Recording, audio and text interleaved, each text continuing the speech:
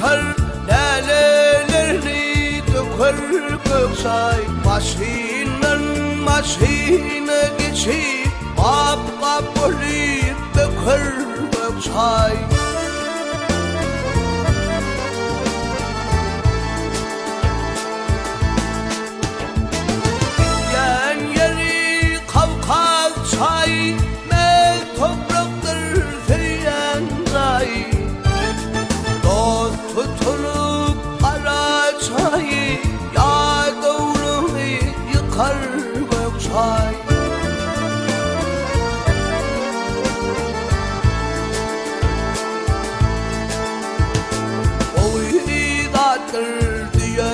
Çali imma başka çayın yolu enamından teşneyali boncuk boncuk akar gökçay.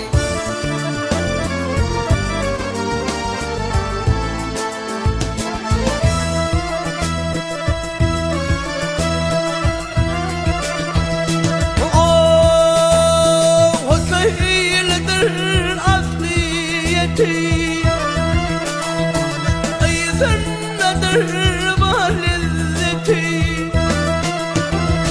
Türklerin ilk henneti Dağdan makam çıkar gökçay.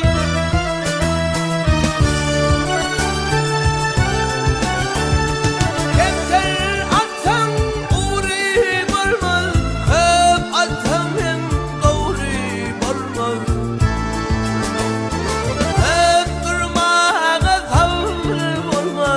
Şinnetini yakar gökçay.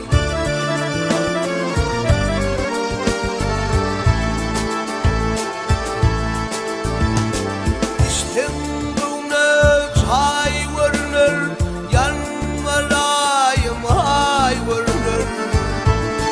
Ehli içke tay görülür, uğrun tapsan yokar gökçay.